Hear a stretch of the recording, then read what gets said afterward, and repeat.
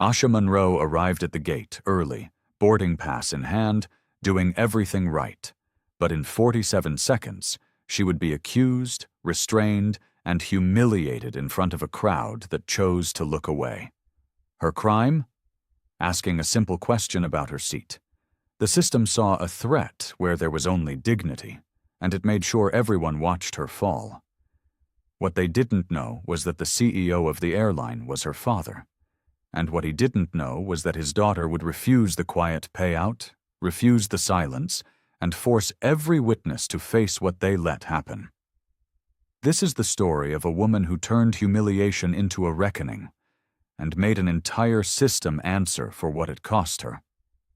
Subscribe right now and tell me where you're watching from, because what happens at that gate will shake you. Asha Monroe arrived at gate C14 45 minutes early. She kept her boarding pass in her left hand and her ID in her right. It was a habit born from experience, not paranoia.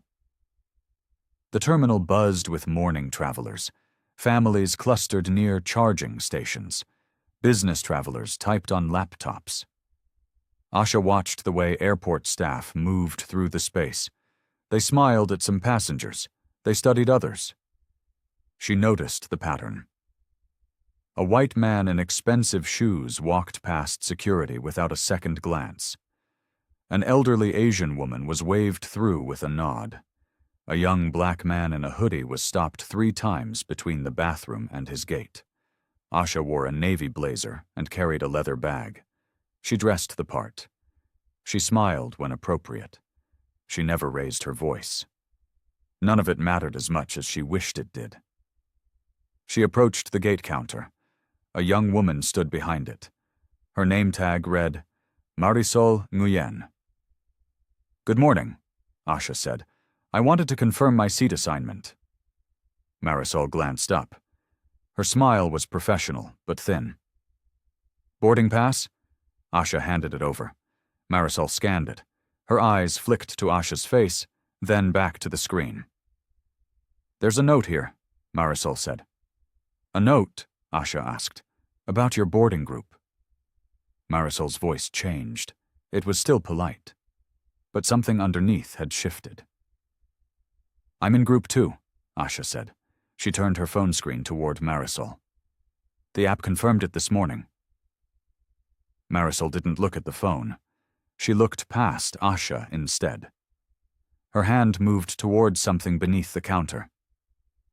"I need to verify with my supervisor," Marisol said. Asha felt the air in the gate area change. Other passengers glanced over. Some looked curious. Some looked away quickly. She had felt this before. The moment when a space decided who she was before she could prove otherwise. "Is there a problem?" Asha asked. Her voice stayed calm. She had learned that calm was both shield and prison. "Just following procedure," Marisol said. The word procedure landed between them. Asha's chest tightened. She kept her hands visible. She kept her face neutral. She kept her ID ready. Behind Marisol, a supervisor appeared. He was already watching Asha before anyone had called him over. The supervisor's name tag read, Kevin Marsh. He had tired eyes and a tight mouth. He stood beside Marisol and stared at Asha's boarding pass for too long. "What seems to be the issue?" he asked. "The system flagged her boarding group," Marisol said. "I wanted to double-check before boarding starts." Asha looked at the departure board above the gate. Her flight showed Group 2 boarding in 20 minutes. She held up her phone again. "The app shows Group 2, Asha said. "I received the notification this morning." Kevin didn't take the phone. He tapped something on Marisol's screen instead. His expression didn't change. "The system shows something different," he said. "Then the system is wrong," Asha said. She kept her tone even. Frustration would be labeled attitude. Emotion would be labeled aggression. "We go by what the system shows," Kevin said. Asha felt the familiar weight settle into her shoulders. She had played this game before. "Prove you belong." Prove you didn't do anything wrong.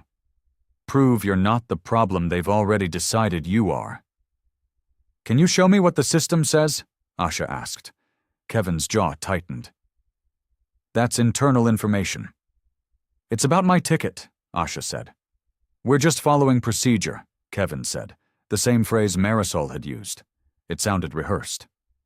A few feet away, a flight attendant stood near the jet bridge door. She wore a Navy uniform and held a tablet. Her name tag read Lena Hart. She glanced at Asha, then at Kevin, then down at her tablet. Lena's hands hovered near her radio. She didn't lift it. She didn't speak. She watched the exchange with the careful neutrality of someone who had learned when to disappear. I'd like to speak to someone else, Asha said. Kevin's face hardened. I am someone else. Marisol stepped back slightly. Her cheeks flushed. She looked at her screen instead of at Asha. The silence stretched between them. Then Kevin turned his head. He made brief eye contact with someone Asha couldn't see yet. He nodded once. A uniformed security guard appeared at the edge of the gate area. Then another. Their radios crackled softly. They walked toward Asha with slow, deliberate steps. Asha's breath caught. She stood perfectly still. Her ID was still in her hand. Her boarding pass was still on the counter. She had done nothing wrong, but the room had already decided otherwise. The first security guard was tall and broad-shouldered. The second was older, with a gray mustache. Both wore identical uniforms, dark blue with patches that read, Secured Solutions, Inc. Behind them walked a man in a white shirt and black tie. His name tag read, Dale Rourke, Security Supervisor. He had cold eyes and the posture of someone used to being obeyed. Ma'am, I need you to step aside, Dale said. His voice was calm. Too calm. Why? Asha asked. There's been a concern raised about your boarding eligibility, Dale said. What concern? Asha asked. I have my ticket. I have my ID. Everything is in order. That's what we're trying to determine, Dale said. He gestured toward the side of the gate area. If you'll just step over here so we can resolve this quickly. Asha didn't move. Moving felt like admitting guilt. But staying still would be called resistance. There was no position that wouldn't be used against her. I'd like to know what the specific concern is, Asha said. Each word was careful. Each word was measured. Dale's expression didn't change. We've had reports of a disturbance. What disturbance? Asha asked. I asked a question about my seat assignment. Your tone was escalating, Dale said. Asha felt anger rise in her throat. She swallowed it down. Anger would prove them right. Anger would become evidence. My tone was calm, Asha said. That's not how it was perceived, Dale said. Lena Hart stood 10 feet away. She was close enough to hear everything. Her face was tight. Her hands gripped the tablet she was holding. She looked at Dale, then at Asha, then at the floor. Asha's eyes found Lena's. For a moment, their gazes held. Asha saw something in Lena's expression. Not agreement, not support, just awareness. Lena knew this was wrong, but she said nothing. Ma'am, I'm asking you one more time to step aside, Dale said, for everyone's safety. The phrase, everyone's safety, hung in the air. It was a threat disguised as concern. It turned Asha into a danger simply by declaring her one. Reverend Thomas Briggs sat 3 rows back. He was an older black man with silver hair and kind eyes. He watched the scene unfold. His expression was sad, but unsurprised. She didn't do anything, Reverend Briggs said quietly. Dale didn't look at him. Sir, this doesn't concern you. It concerns all of us, Reverend Briggs said. Dale ignored him. He stepped closer to Asha. Ma'am, you need to comply. Now. Asha's throat tightened. She looked at the 2 guards flanking Dale. She looked at Marisol and Kevin behind the counter. She looked at Lena, who still hadn't moved. Then she stepped aside. Dale led Asha toward the jet bridge entrance. The two guards walked behind her, not touching her yet, but close enough that their presence was a pressure against her back. The jet bridge door was half open. Beyond it, the narrow corridor stretched toward the plane. It was a threshold space, visible from the gate but removed from it. A place where things could happen without too many eyes watching. "What is this about?" Asha asked again. Her voice was steady. She was proud of that.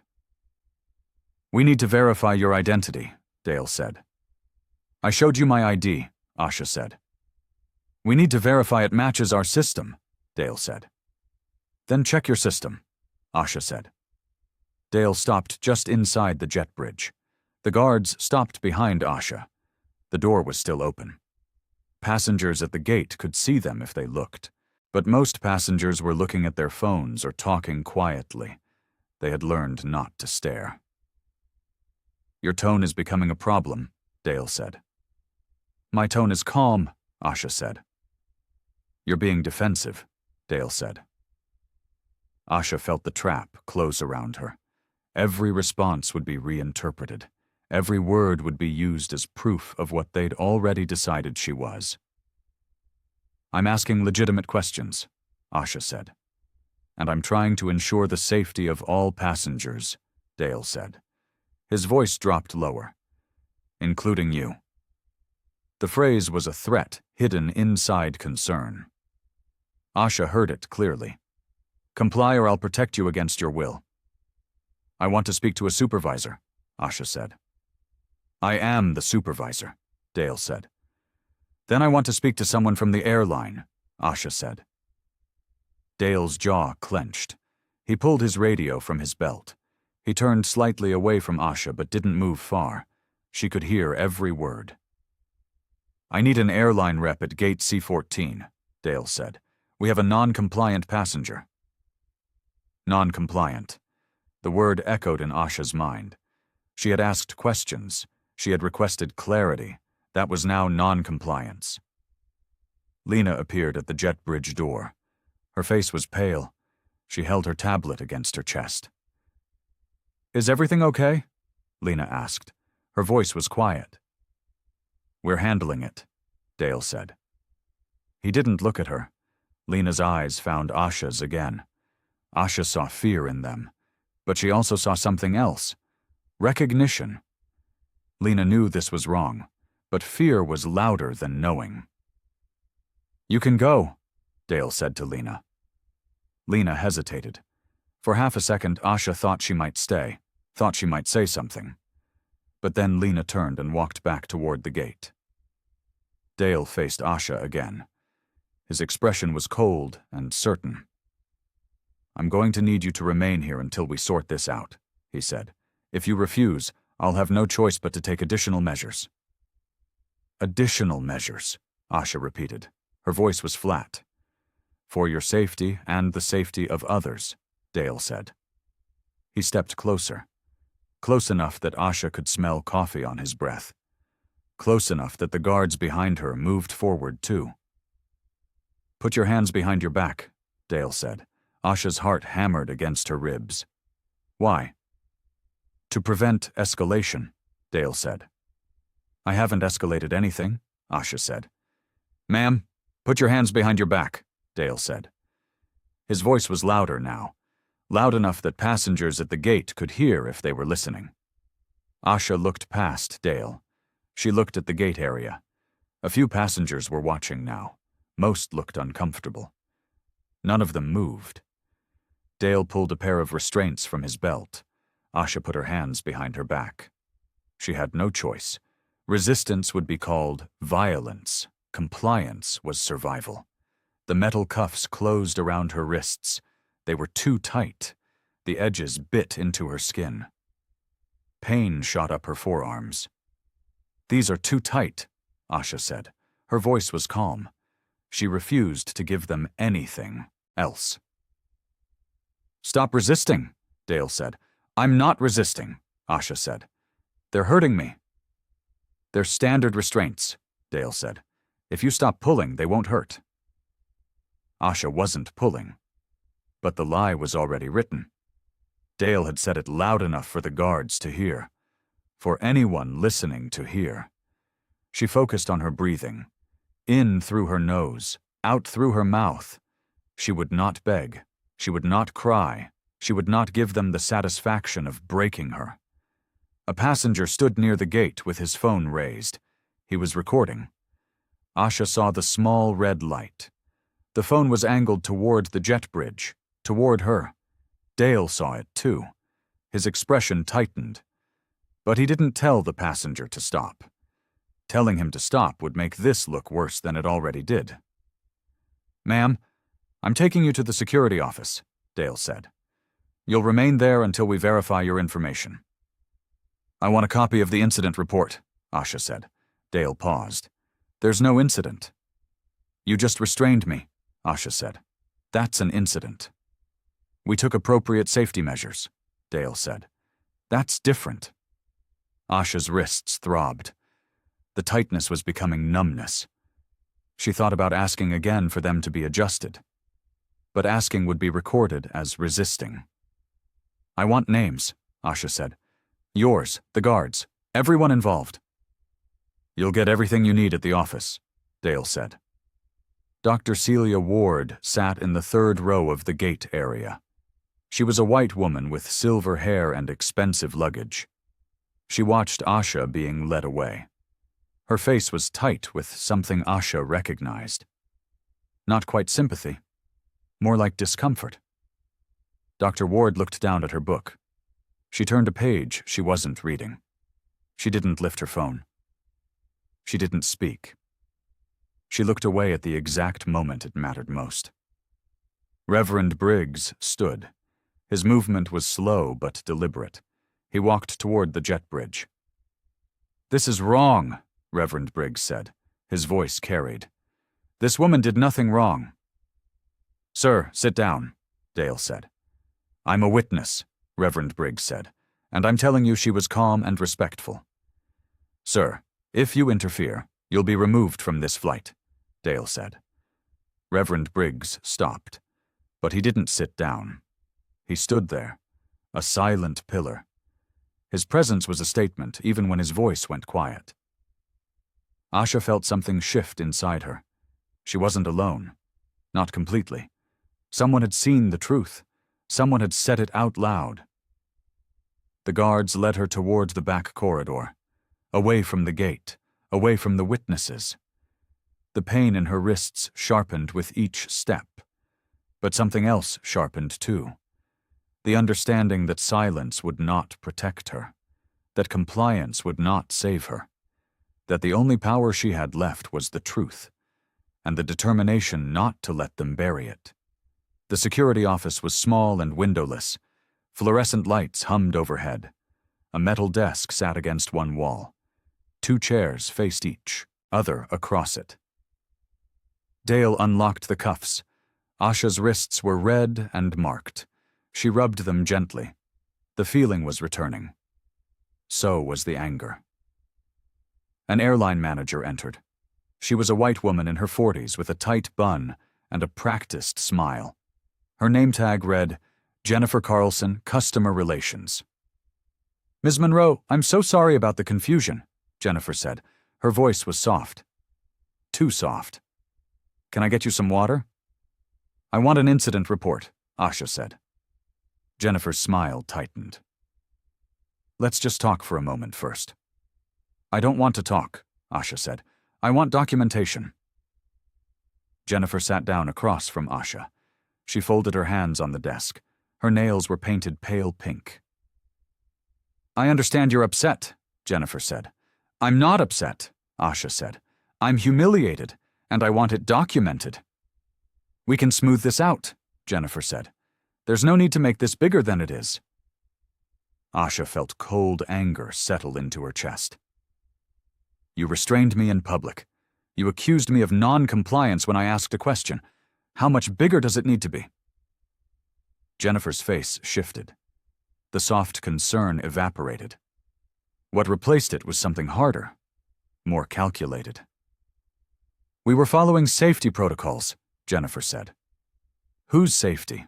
Asha asked. "I wasn't a threat." "That's a matter of perception," Jennifer said. "Then I want the names of everyone who perceived me that way," Asha said. "I want the security footage preserved. I want written confirmation that this happened." Jennifer stood. "I'll see what I can do." She stepped into the hallway. The door stayed open a crack. Asha heard voices. Hushed. Urgent. Lena Hart appeared in the doorway. She looked at Asha. Her eyes were red. "I'm sorry," Lena whispered. "Are you?" Asha asked. Lena flinched. "I should have said something." "Yes," Asha said. "You should have." Lena's hands twisted together. "I was afraid." "So was I," Asha said. "But I didn't have the option to walk away." A supervisor called Lena's name. Lena glanced back, then at Asha one more time. She opened her mouth. Then she closed it. Then she turned and walked away. Asha sat alone in the small room. She pulled out her phone. She opened her notes app. She began typing. Times, names, exact phrases, every detail she could remember. Outside, Jennifer's voice floated through the crack in the door. "Yes, I understand. No, she's insisting on documentation." A pause. "Her last name is Monroe. Yes, that Monroe." The tone changed instantly. Urgency replaced routine. Fear replaced efficiency. Asha kept typing. But her chest tightened. Someone knew her name. Someone knew who her father was. And everything was about to get more complicated. Graham Monroe arrived 20 minutes later. Asha heard him before she saw him. His voice carried authority even when it wasn't raised. Doors opened for him without him asking. People stepped aside. He walked into the office in a charcoal suit. His silver hair was perfectly combed. His expression was controlled. Asha knew that look. It was his boardroom face, the one that revealed nothing.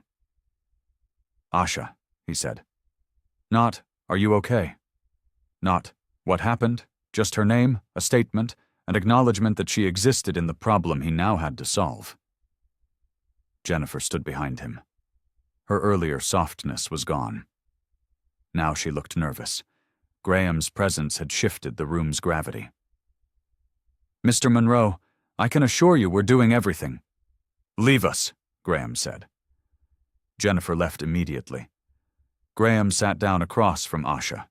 His eyes moved over her wrists, over the red marks. Something flickered in his expression. Something that might have been anger or might have been fear. "Tell me what happened," he said. Asha told him. She kept her voice flat. She listed facts, times, names, exact phrases. She didn't cry. She didn't plead.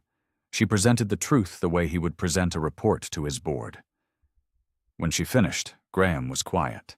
He leaned back in his chair. His jaw was tight.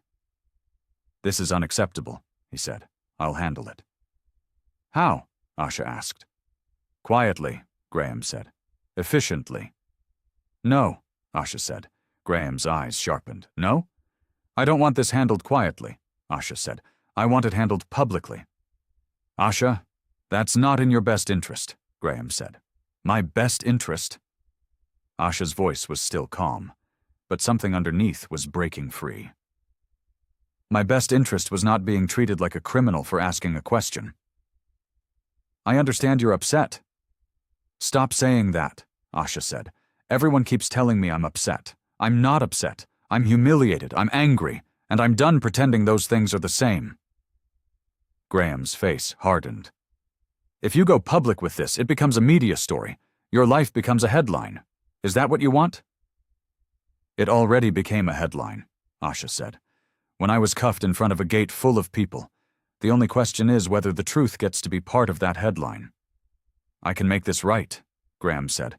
"Upgrades, vouchers, a personal apology from the CEO." "You are the CEO," Asha said. "Then a personal apology from me," Graham said. Asha looked at her father. She saw the calculation in his eyes. He was offering her comfort. But the comfort came with conditions. Silence, compliance, the pretense that this could be fixed with money and power. Not privately, Asha said. Not this time. Graham's expression shifted. For the first time, he looked uncertain. What do you want? He asked. I want a formal complaint filed, Asha said. I want the footage preserved. I want an investigation. I want the people who did this held accountable. And I want it documented. That will take time, Graham said. I have time, Asha said. Graham stood. He walked to the door. He stopped with his hand on the handle.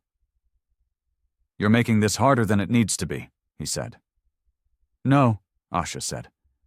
They made it hard when they decided I was suspicious before I even spoke. Graham left without another word. Asha sat in the quiet office. Her wrists still ached. Her heart still raced. But something inside her had settled into place. She wasn't going to be managed. She wasn't going to be soothed into silence. She was going to make them see her. All of her. The truth of what happened. The truth of who she was. Even if it cost her everything. Jennifer returned with papers. She set them on the desk without meeting Asha's eyes. This is a settlement agreement, Jennifer said. It includes compensation for your distress, an upgrade to first class for a year, and an apology letter. Asha didn't touch the papers. What else does it include? Jennifer hesitated. A non-disclosure clause. So I can't talk about what happened, Asha said. It's standard, Jennifer said. It protects both parties. It protects you, Asha said. It silences me. It allows us to move forward, Jennifer said. Asha pushed the papers back across the desk. I'm not signing. Jennifer's face tightened. Ms. Monroe, I strongly advise— I'm not signing, Asha repeated. I want a formal complaint. I want incident reports from every person involved. I want confirmation that the security footage is being preserved. The footage is part of our security system, Jennifer said. We can't guarantee— Then document that you can't guarantee it, Asha said. Put it in writing. Jennifer's jaw clenched. She gathered the papers. I'll need to consult with our legal team. Do that, Asha said. Jennifer left again. The door closed behind her. Asha heard muffled voices in the hallway. She heard Dale's voice, defensive, angry. Lena Hart passed by the office window. She saw Asha through the glass. Their eyes met again. This time Lena stopped. She stood there for a moment. Then she turned and walked toward the office door. She stepped inside. Her hands were shaking. I want to give a statement, Lena said. Asha's breath caught. What? About what I saw, Lena said. Her voice trembled. About what really happened. They'll punish you, Asha said. I know, Lena said. But I can't live with myself if I don't. Something shifted in Asha's chest. Not relief exactly, but recognition. She wasn't alone. Someone else had chosen truth over comfort. Thank you, Asha said. Lena nodded. She left before anyone could see her there. Graham returned an hour later. He had a folder in his hand. His expression was careful, controlled. I've arranged for the footage to be preserved, he said. I've also instructed our legal team to accept your formal complaint. Just your legal team? Asha asked. What about security? Graham's mouth tightened. The security is contracted. Secured Solutions is a separate entity. You hired them, Asha said. That makes you responsible. It makes us liable, Graham said. There's a difference. Not to me, Asha said. Graham set the folder on the desk. This is the information you requested. Names, badge numbers, contact information for filing a complaint. Asha opened the folder. Everything was there, documented, official. Why are you doing this? Asha asked. Because you asked, Graham said, but his voice was tight, resentful. No, Asha said. You're doing it because I refused to let you fix it your way. Graham didn't deny it. He looked at her with something that might have been respect, or might have been frustration. This is going to get ugly, he said. They'll defend themselves. They'll attack your credibility. They'll make you the problem. They already did, Asha said. Graham was quiet for a moment. Then he asked, Are you sure about this? Asha looked at the folder, at the names written in neat print, at the proof that this happened, that she wasn't imagining it, that someone had finally admitted it was real. I'm sure, she said. Graham nodded once. He left without saying goodbye. Asha sat with the folder in her lap. Her wrists still ached, her pride still stung. But something inside her felt stronger. She had chosen to be seen, to refuse the quiet comfort of erasure, to insist that her dignity mattered more than their comfort. The reputational damage had already happened when they treated her as disposable. The only question left was whether the truth would be disposable too. And she had just decided it wouldn't be. Asha spent the next morning at her kitchen table with 3 notebooks and a laptop. She documented everything. Times, names, exact phrases, each refusal framed as policy. She called her friend Marcus. He was a civil rights attorney in Chicago. His voice was steady when he answered. Tell me what happened, Marcus said. Asha told him. She kept her voice even, but her hands shook as she typed notes. Document everything, Marcus said. Every email, every phone call, every delay. Clarity is power. They're calling it a misunderstanding, Asha said.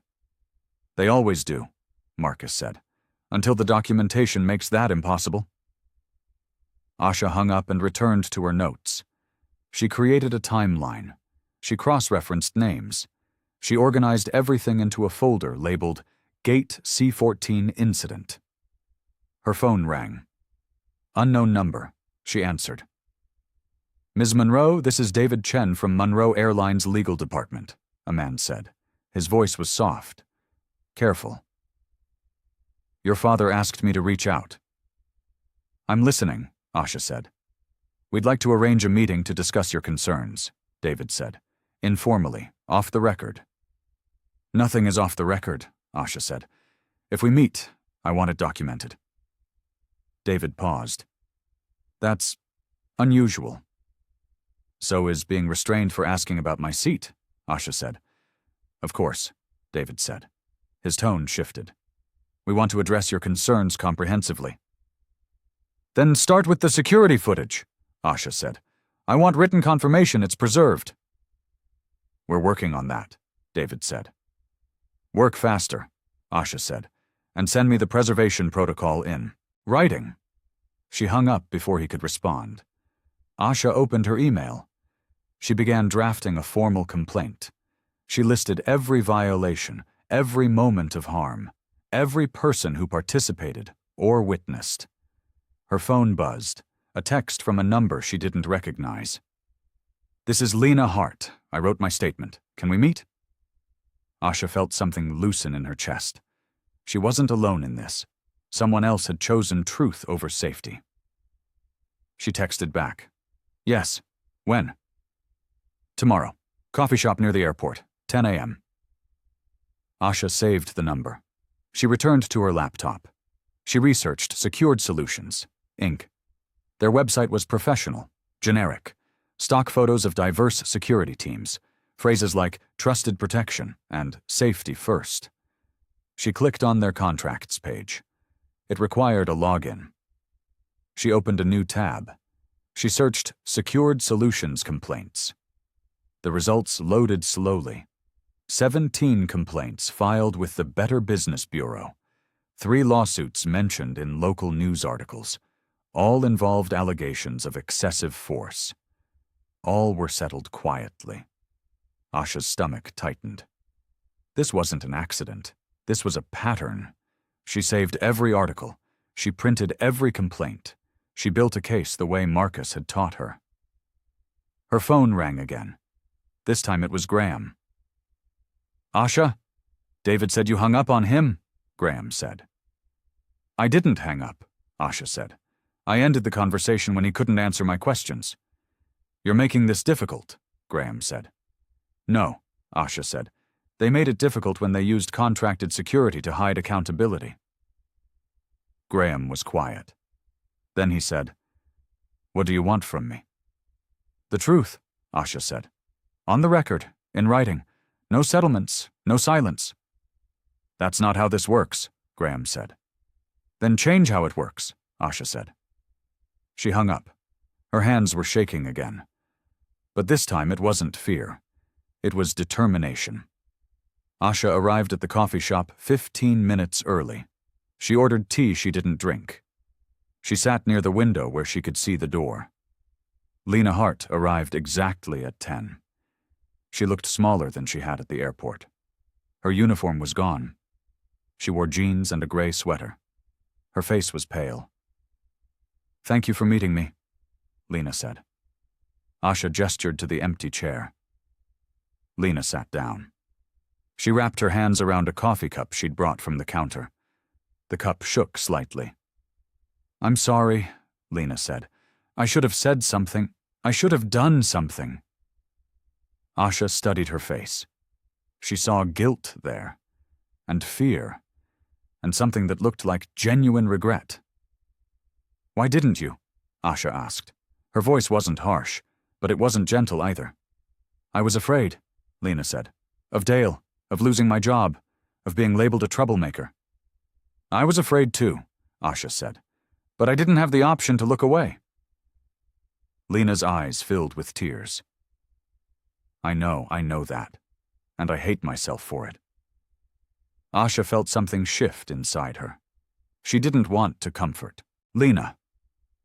Lena's guilt wasn't her burden to carry, but she also recognized the courage it took to sit here now. "You texted me about a statement," Asha said. "Yes," Lena said.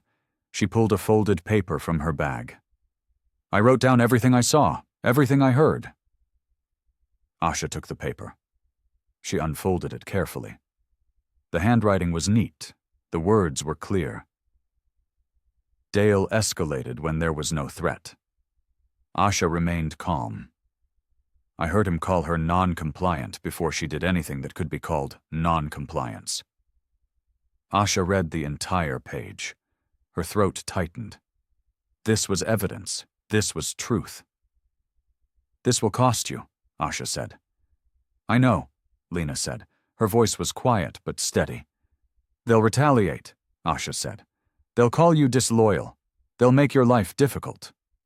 "I know," Lena said again. "Then why are you doing it?" Asha asked. Lena looked directly at Asha. Her hand stopped shaking. "Because I have to be able to look at myself in the mirror, and right now I can't." Asha folded the paper. She put it in her bag. "Thank you." "It's not enough," Lena said. "It doesn't undo what happened."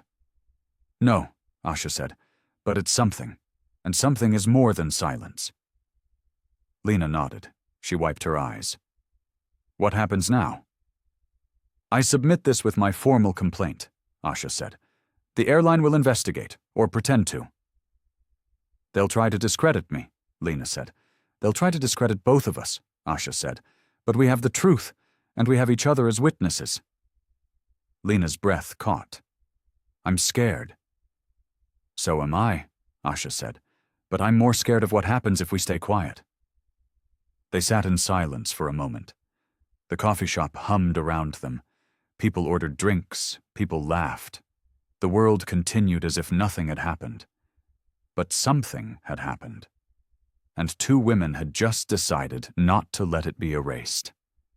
"Will you keep me updated?" Lena asked. "Yes," Asha said. Lena stood. She hesitated. Then she said, "I'm really sorry for freezing, for not being braver." "Be braver now," Asha said. "That's what matters." Lena left. Asha sat alone with her cold tea. and the folded statement in her bag. She felt the weight of it, the risk, the vulnerability. But she also felt less alone than she had yesterday. Asha returned to the airport 3 days later. She had an appointment with David Chen in the airline's administrative office. She arrived with her folder of documentation and Lena's statement. The office was on the 3rd floor. Sleek, modern. Everything designed to look transparent while hiding the machinery underneath. David greeted her in the lobby. He was younger than she'd expected. Mid-30s, expensive suit, careful smile. "Ms. Monroe, thank you for coming," David said. "I want to be clear," Asha said. "This meeting is on the record." David's smile tightened. "Of course, we're committed to addressing your concerns." He led her to a conference room. Marisol Nguyen was already there. She wore her gate agent uniform. Her face was carefully composed. Asha sat down. She kept her expression neutral. Marisol wouldn't meet her eyes. "Ms. Nguyen wanted to speak with you directly," David said, "to clarify what happened." "I know what happened," Asha said. "There was a misunderstanding," Marisol said. Her voice was bright, too bright. "I was following standard verification procedures. You told me the system showed something different than my boarding pass," Asha said. "What did it show?" Marisol glanced at David. He nodded slightly. "There was a flag in the system," Marisol said, "for additional screening." "Why was I flagged?" Asha asked. "I don't have access to that information," Marisol said. "Who does?" Asha asked. "Security," Marisol said. "The security that restrained me," Asha said. Marisol's smile faltered. "I was just following procedure." "Whose procedure?" Asha asked. "Show me the written policy that says you flag passengers without explanation." David cleared his throat. "Ms. Monroe, we're not here to assign blame. We're here to find resolution." "Resolution requires accountability," Asha said. "Accountability requires truth." A knock on the door interrupted them. Jennifer Carlson entered. She carried a gift bag with tissue paper spilling out the top. "Asha?" Jennifer said. She used Asha's first name without permission. "We want to offer you a goodwill gesture." She set the bag on the table. Inside were vouchers, upgrades, a handwritten card. "We value you as a customer," Jennifer said, "and we want to make this right." Asha didn't touch the bag. "I don't want vouchers. I want answers." "We're working on that," Jennifer said. "Work faster," Asha said. "I submitted my complaint 4 days ago. I've received nothing but meeting requests and gift bags." Jennifer's face hardened slightly. "These things take time." "You had time to prepare this," Asha said. She gestured at the bag. "But you don't have time to preserve footage or provide incident reports?" The room went quiet. Marisol shifted in her chair. David adjusted his tie. "We're doing everything we can," Jennifer said. "Then show me," Asha said. "In writing, with dates and specific actions?" Jennifer's jaw tightened. "I'll see what I can provide." She left. The gift bag stayed on the table. Marisol stood as well. "I'm sorry you feel this way," Marisol said. Her rehearsed politeness was back. "I don't feel any particular way," Asha said. "I'm simply stating facts." Marisol left without responding. David remained seated. He folded his hands on the table. His careful smile was gone. "Ms. Monroe, I'm going to be direct with you," he said. "The airline is prepared to offer significant compensation, but we need your cooperation." "Define cooperation," Asha said. "Agreeing to confidentiality," David said, "allowing us to handle this internally." "No," Asha said. "You're making this difficult for everyone," David said. "They made it difficult when they restrained me in public," Asha said. She stood. She gathered her folder. "I want the security footage," Asha said. "I want Dale Rourke's personnel file. I want the verification policy Marisol claims she followed, in writing, by end of business Friday. That's not a reasonable timeline, David said. Then extend it, Asha said, but document why. She walked out. Behind her, she heard David's phone ring. His voice was low and urgent. Outside the office, Reverend Thomas Briggs sat in the lobby. He stood when he saw Asha. I hoped I'd find you here, he said. His voice was gentle. I wanted to tell you something. Yes? Asha asked. You're doing the right thing, he said. Don't let them make you doubt that. Asha felt tears prick her eyes. She blinked them away. Thank you, she said. And Miss Asha? He said. I have footage from that day. My phone was recording. Asha's breath caught. You do? Yes, ma'am, he said, and I'm prepared to share it when you need it. Asha felt something settle in her chest. Not relief exactly, but a quiet certainty. The system depended on her exhaustion, on her giving up, on her accepting the easy way out. But she was learning to outlast it. Friday arrived. Asha received an email at 4:47 p.m. The subject line read, Re-documentation request. She opened it. Her jaw tightened as she read. Dear Ms. Monroe, we are working diligently to fulfill your request. However, we are experiencing technical difficulties accessing the security footage from the date in question. Our IT department estimates resolution within 7 to 10 business days. We apologize for any inconvenience. Asha saved the email. She noted the timestamp. She replied immediately. Please provide 1. Name and contact for IT supervisor. 2. Written explanation of technical difficulty. 3. Confirmation that footage has not been deleted or overwritten. 4. Alternate timeline with specific date for delivery. She didn't expect a response before Monday. She was right. Graham called that evening. His voice was tired. Asha, you need to trust me, he said. Why? Asha asked. Because I'm your father, Graham said. You're also the CEO of the company that employed the people who hurt me, Asha said. I'm trying to help you, Graham said. By asking me to wait while evidence disappears? Asha asked. The footage isn't disappearing, Graham said. There's a legitimate technical issue. Then document it, Asha said. Have your IT department write a report. Explain what the issue is. Provide proof the footage exists. Graham was quiet. When he spoke again, his voice was different, harder. You're treating me like an enemy, he said. I'm treating you like someone who benefits from my silence, Asha said. That's not fair, Graham said. Neither is being restrained for asking a question, Asha said. But here we are. She hung up. Her hands shook. Not from fear this time. From anger. The next morning, Asha went back to the airport. She walked to gate C-14. She stood where she'd stood that day. Dale Rourke was there. He was training 2 new security guards. He saw Asha and his expression changed. Something smug crept into his eyes. He walked toward her. His posture was relaxed, confident. Ms. Monroe, he said. Back so soon? I'm documenting the location, Asha said. She held up her phone. She took a photo of the gate area. That's not necessary, Dale said. I disagree, Asha said. She took another photo, then another. You're making people uncomfortable, Dale said. Am I breaking any rules? Asha asked. Dale's jaw clenched. No, but...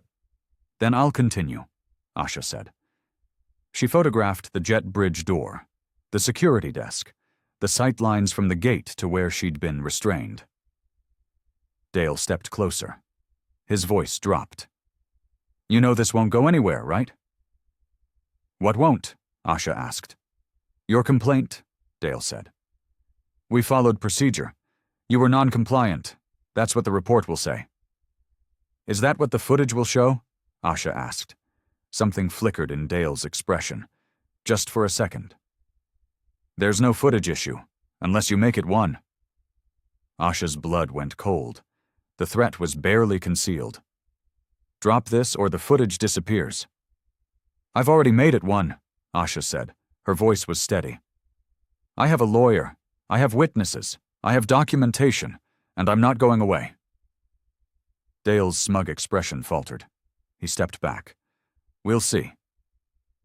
He walked away, but Asha saw the tension in his shoulders, the way he glanced back once.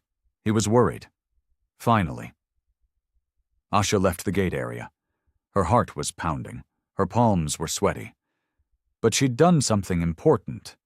She'd shown him she wasn't afraid. She wasn't going to be intimidated into silence. Outside, she called Marcus. "They're threatening to lose the footage," she said. "Then we need to move faster," Marcus said. "File a formal preservation order. Today." "Can we do that without a lawsuit?" Asha asked. "We can threaten one," Marcus said. "Sometimes that's enough." Asha closed her eyes. A lawsuit meant publicity. It meant exposure. It meant her life becoming a public record. But it also meant Dale Rourke couldn't make the truth disappear with a smirk and a veiled threat. "Do it," Asha said. "Are you sure?" Marcus asked. "I'm sure," Asha said. She hung up. She sat in her car in the airport parking garage. She let herself feel the fear, the exhaustion, the weight of what she was doing. Then she started the engine and drove home.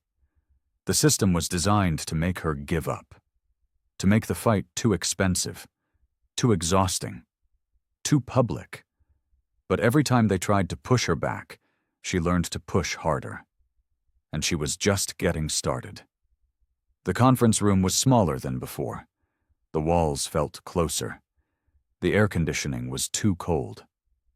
Asha sat across from David Chen and a man named Robert Pierce. Robert was head of security operations. He had gray hair and hard eyes. "Ms. Monroe, we appreciate your patience," David said. "I haven't been patient," Asha said. "I've been persistent. There's a difference." Robert cleared his throat. "I've reviewed the incident. Our team followed standard protocols." "Show me the protocols," Asha said. Robert slid a binder across the table. "This is our security manual." Asha opened it. The pages were dense with corporate language, phrases like reasonable suspicion and appropriate response and officer discretion. "Which section applies to my situation?" Asha asked. "Section 4.3, Robert said. Passenger non-compliance." "I wasn't non-compliant," Asha said. "I asked questions." "Your demeanor was perceived as escalating," Robert said. "By whom?" Asha asked. "By trained security personnel," Robert said. "Dale Rourke," Asha said. "Among others?" Robert said. "Who else?" Asha asked. "Name them." Robert's face hardened. "That's personnel information." "It's evidence," Asha said, "and I have a right to it." David intervened. "Ms. Monroe, we're trying to find common ground here." "There's no common ground between the truth and a lie," Asha said. The door opened. A young woman entered with a folder. She handed it to David without speaking. David opened it. His expression changed. "What is that?" Asha asked. "A witness statement," David said, "from Lena Hart." Asha felt relief wash through her. Lena had followed through. David read silently. His face grew tighter with each line. When he finished, he looked at Robert. "This contradicts the security report," David said carefully. "Then the witness is mistaken," Robert said. "She's specific," David said. "She quotes exact phrases. She describes the timeline." "Memory is unreliable under stress," Robert said. "She wrote it down the same day," Asha said, "before stress could alter it." Robert's jaw clenched. "One employee's opinion doesn't override security protocol." "It's not an opinion," Asha said. "It's an observation." David set the statement down. He looked at Asha. "This complicates things." "No," Asha said. "It clarifies things. You have my account. You have Lena's account. They match. The only thing that doesn't match is Dale's version. Dale has 15 years of experience, Robert said. Experience doing what? Asha asked. Escalating situations that don't need escalating? Robert stood. I'm not going to sit here and have my team insulted. I'm not insulting them, Asha said. I'm questioning their judgment. That's not the same thing.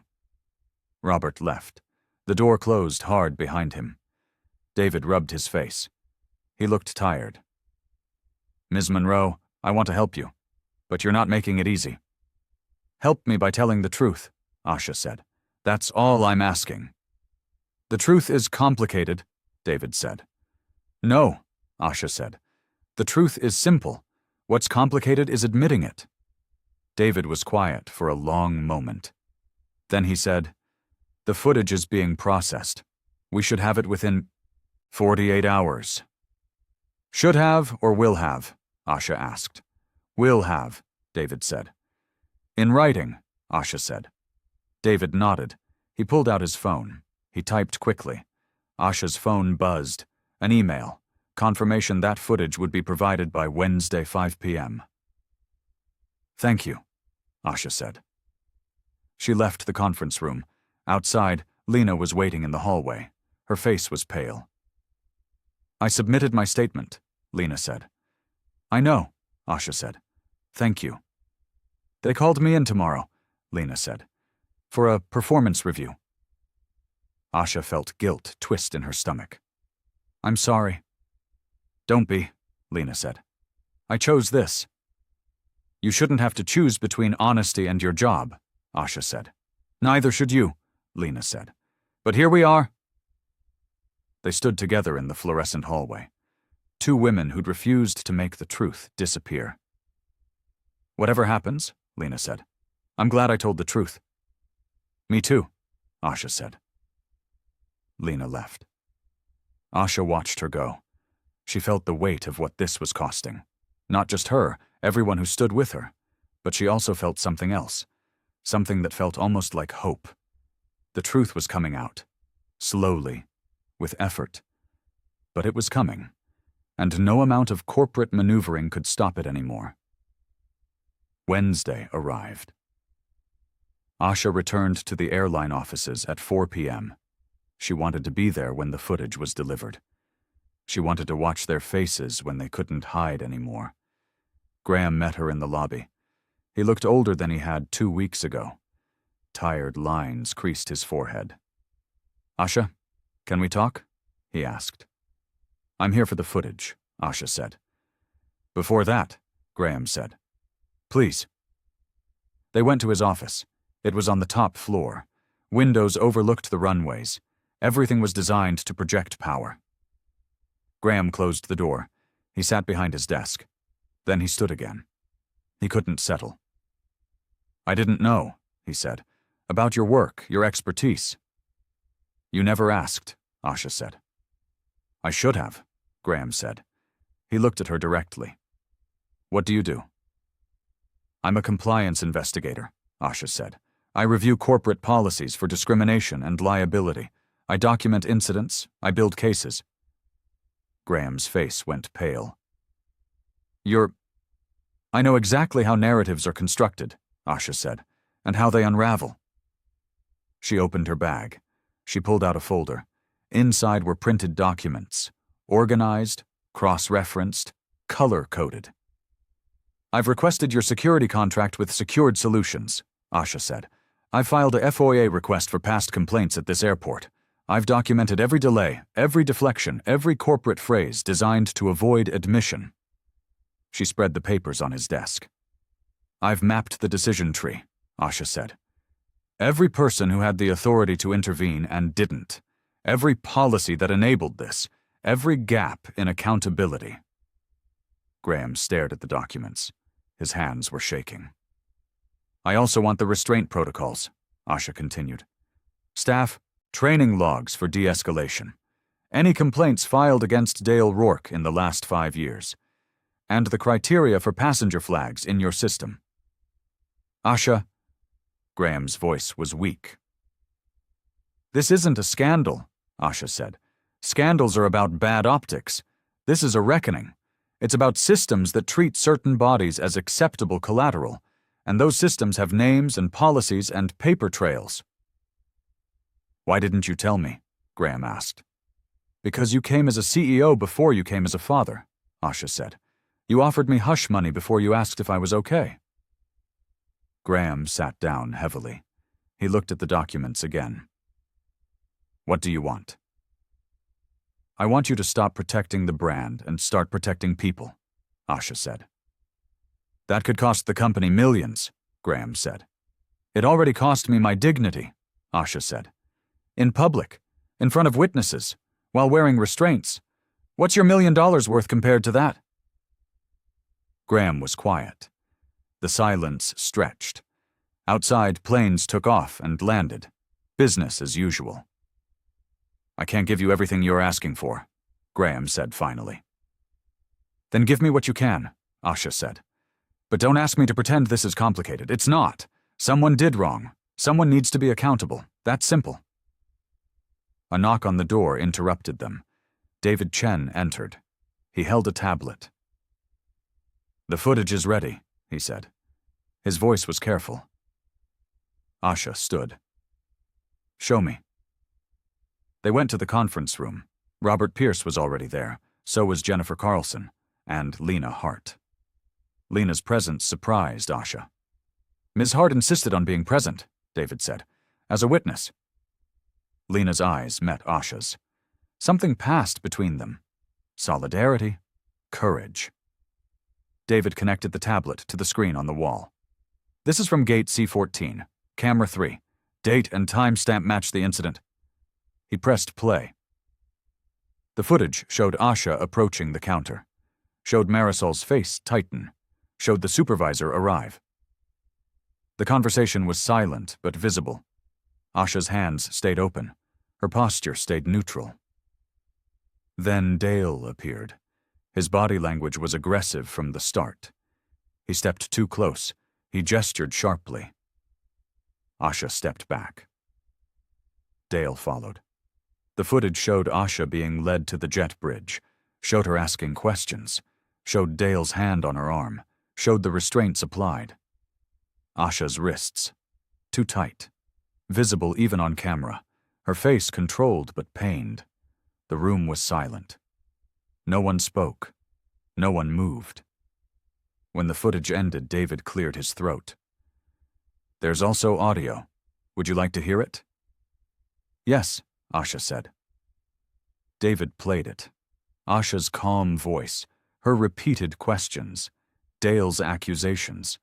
The word non-compliant used 3 times before Asha did anything that could be called non-compliance. When it ended, Graham's face was gray. Robert looked at the floor. Jennifer's hands were pressed flat against the table. Lena's voice broke the silence. That's what I saw. Exactly. The footage is clear, David said carefully. Ms. Monroe remained calm and compliant throughout. Security escalated without provocation. That's one interpretation, Robert said. His voice was defensive. That's the only interpretation, Graham said. His voice was hard. Unless you're prepared to argue that asking questions is a threat. Robert's face flushed. He started to speak. Graham cut him off. We're done here, Graham said. He turned to Asha. For the first time, she saw something in his eyes that looked like shame. I'm sorry, he said. Not as a CEO, as your father. I'm sorry. Asha felt tears burn her eyes. She blinked them back. What happens now? Now we make this right, Graham said. Really right, not just PR right. Asha nodded. She felt exhausted, but also vindicated. The truth was out. On camera, undeniable, and everything was about to change. The airline scheduled a follow-up meeting for Friday. Asha arrived with Marcus. His presence changed the energy immediately. Professional, legal, serious. Reverend Briggs was already in the conference room. He stood when Asha entered. His face was kind but determined. "Reverend," Asha said, "thank you for coming." "I said I would," he said. "I have something for you." He pulled out his phone. He showed Asha a video file. "I recorded what I could see from my seat. It's not everything, but it's something." Asha watched the clip. It showed Dale's aggressive approach, showed Asha's controlled responses, showed other passengers looking away. "This is important," Marcus said. "May we keep a copy?" "That's why I'm here," Reverend Briggs said. The door opened again. Dr. Celia Ward entered. She looked uncomfortable. Her expensive coat was buttoned to her throat. "Dr. Ward," David said. "Thank you for coming." "I'm not sure why I'm here," Dr. Ward said. "You were at the gate," David said. "We're gathering witness accounts." Dr. Ward sat down. She didn't look at Asha. "I didn't see much." "You were 3 rows away," Reverend Briggs said gently. "You saw what happened." Dr. Ward's face flushed. "I was reading." "Dr. Ward," Asha said. Her voice was calm. "I'm not here to blame you. I'm here to ask for the truth." Dr. Ward finally looked at Asha. Her eyes were wet. "I should have said something. I knew it was wrong." "Why didn't you?" Asha asked. "Because I didn't want trouble," Dr. Ward said. Her voice broke. "And I'm ashamed of that." The room was quiet. Dr. Ward pulled a tissue from her bag. She wiped her eyes. "I heard what Dale said to you," Dr. Ward continued. "I heard him call you non-compliant before you raised your voice. I saw your hand stay visible. I saw you comply even when you shouldn't have had to." "Will you put that in writing?" Marcus asked. Dr. Ward nodded. "Yes, I should have done it 2 weeks ago." David made notes on his tablet. Graham sat at the end of the table. He looked at each witness. His face was carefully neutral, but his jaw was tight. "I appreciate your honesty," Graham said to Dr. Ward. "All of you."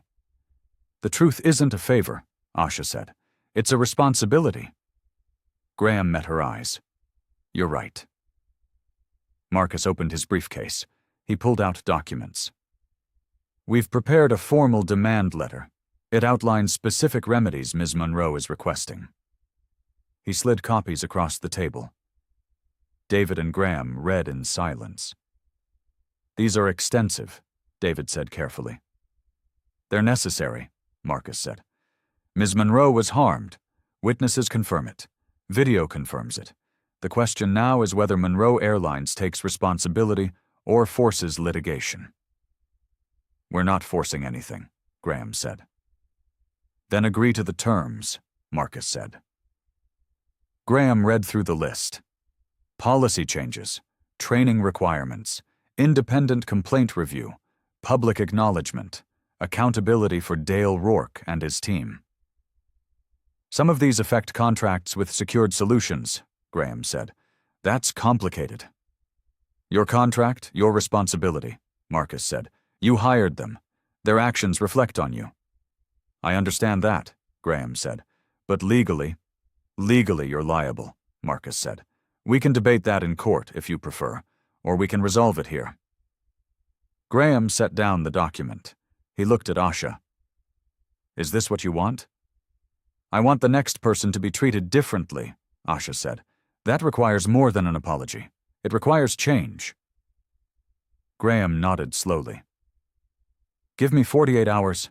I need to consult with the board." 48 hours, Marcus agreed. The meeting ended. As people filed out, Lena appeared in the doorway. Her face was strained. "Can I talk to you?" Lena asked Asha. They stepped into the hallway. Lena's hands twisted together. "They reassigned me," Lena said. "Permanently. To overnight shifts. They said it's not retaliation. But we both know what it is." Asha felt anger burn in her chest. "I'm sorry." "Don't be," Lena said. "I'm documenting everything. Every conversation. Every schedule change. If they want to play games, I'll build a case." Asha saw something in Lena's face that hadn't been there before. strength, determination. You learned something from this, Asha said. I learned that telling the truth is harder than staying quiet, Lena said, but it's the only way to live with yourself. They hugged, brief but genuine. Inside the conference room, Reverend Briggs was putting on his coat. He smiled at Asha. You're doing good work, he said. I'm just asking for basic dignity, Asha said. That's revolutionary work, he said. Don't let anyone tell you otherwise. Asha left the building with Marcus. The sun was setting. The sky was orange and pink. You did well in there, Marcus said. I'm tired, Asha said. That's how they win, Marcus said, by making you too tired to keep fighting. I know, Asha said, but I'm not stopping. Good, Marcus said, because we're just getting started. Asha drove home. She made tea. She sat in her quiet apartment. The truth was out. Witnesses had spoken. The system was beginning to crack, but she knew the hardest part was still coming. Monday morning brought an email from Graham. Subject line: Proposed resolution. Asha opened it with caution. Inside was a formal letter. Corporate letterhead, legal language, carefully worded commitments. Monroe Airlines agrees to implement enhanced de-escalation training, establish an independent complaint review board, conduct a comprehensive audit of security protocols, and issue a public statement acknowledging the incident and our commitment to improvement. Asha read it twice. It looked good, almost too good. At the bottom was a paragraph in smaller font. Execution of these commitments is contingent upon signed mutual release and confidentiality agreement. There it was. The catch. Asha called Marcus immediately. They're tying everything to an NDA, she said. Of course they are, Marcus said. They want to control the narrative. Can I refuse? Asha asked. You can, Marcus said. But then we go to litigation. That could take years. And in the meantime, nothing changes, Asha said. In the meantime, we fight publicly, Marcus said. Media coverage, pressure, shareholder concerns. Sometimes that creates faster change than policy. Asha stared at the email. She wanted the policy changes. She wanted the training. She wanted the independent review.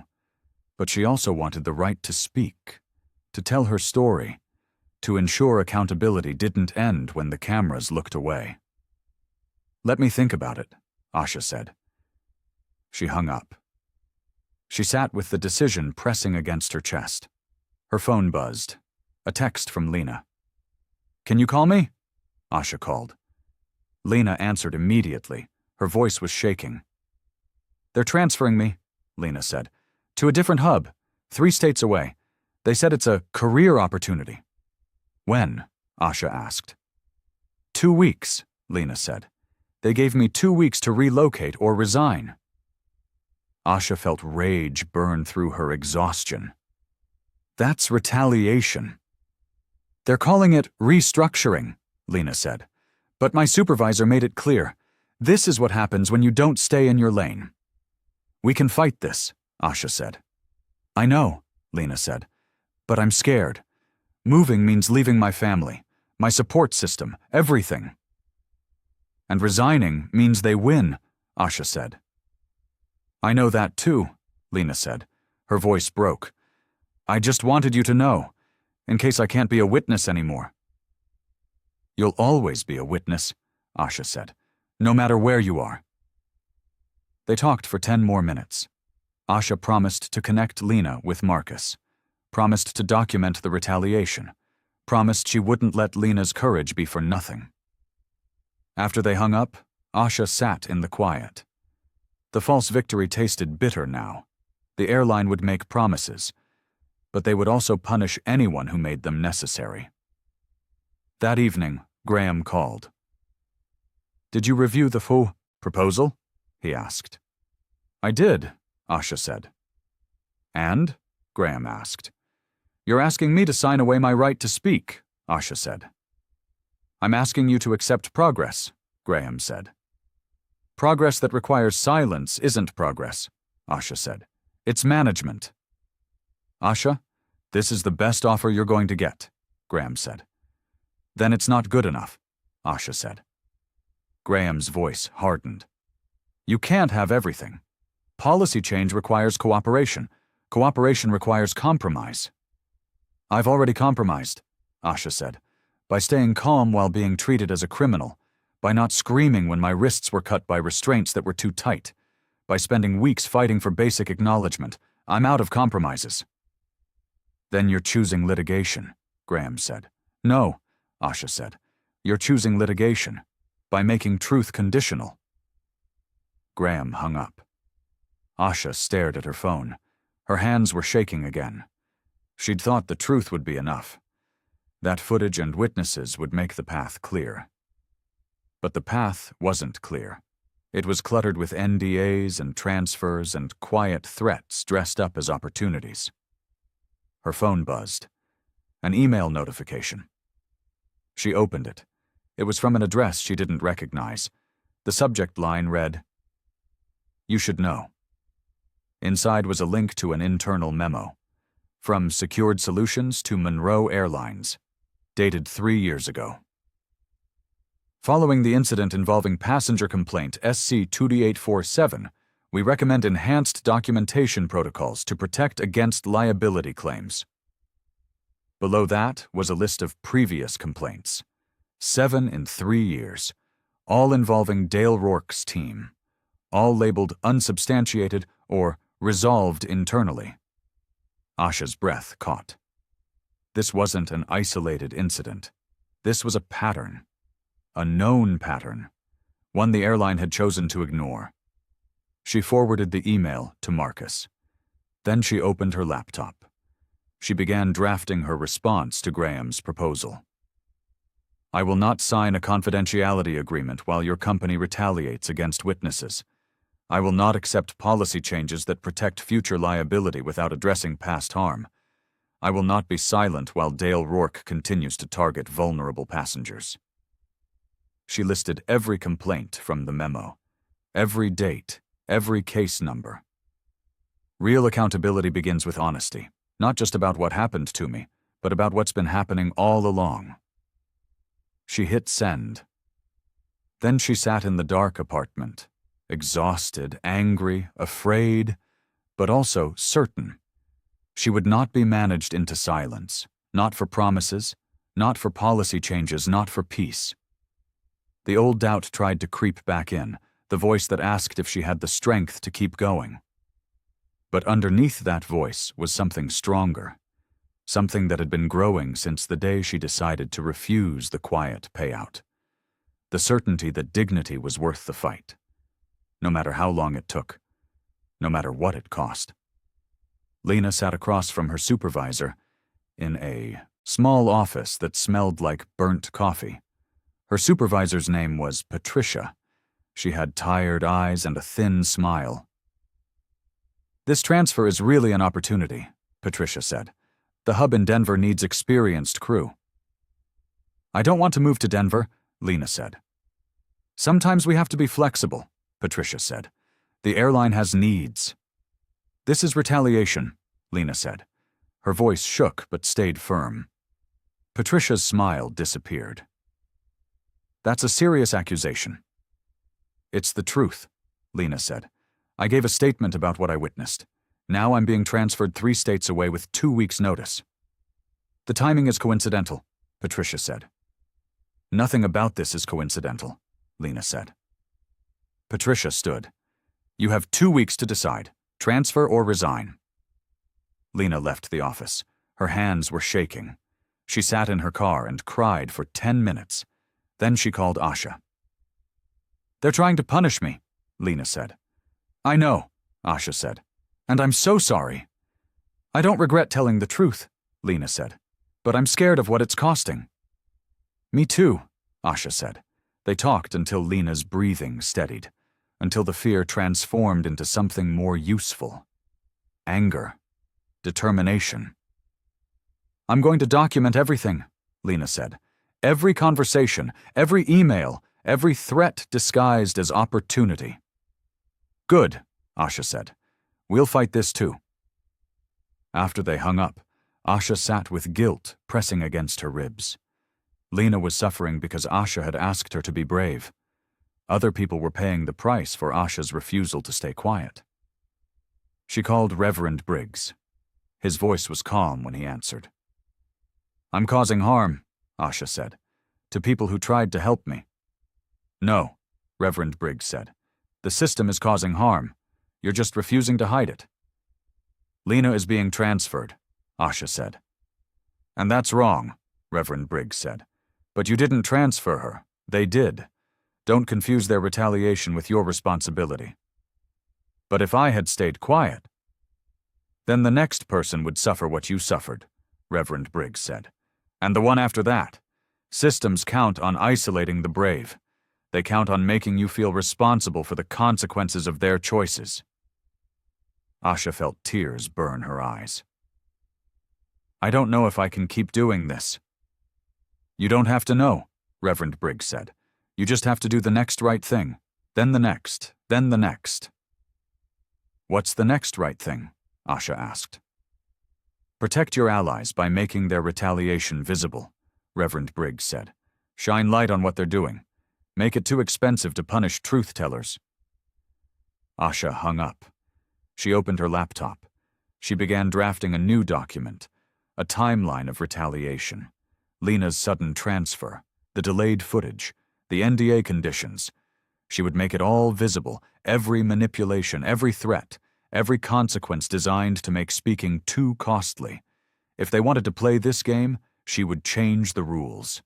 She would protect the people who protected her. By refusing to let their courage be a secret.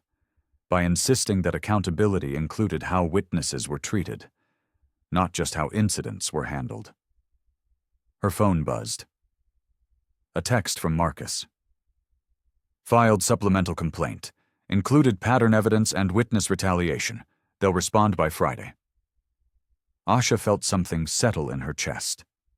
Not relief, but resolve. This was going to get harder before it got better. She knew that now. The system would tighten its grip before it let go. But she also knew something else. Something she hadn't known 3 weeks ago. She wasn't alone.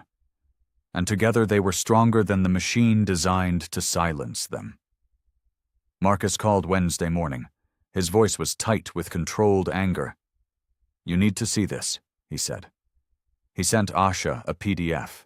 It was a response to their FOIA request. Complaints filed against Secured Solutions personnel at the airport over the past 5 years. Asha opened it. Her stomach dropped. 23 complaints. 18 involved Dale Rourke's team. 15 were labeled unsubstantiated. 7 were marked resolved through mediation.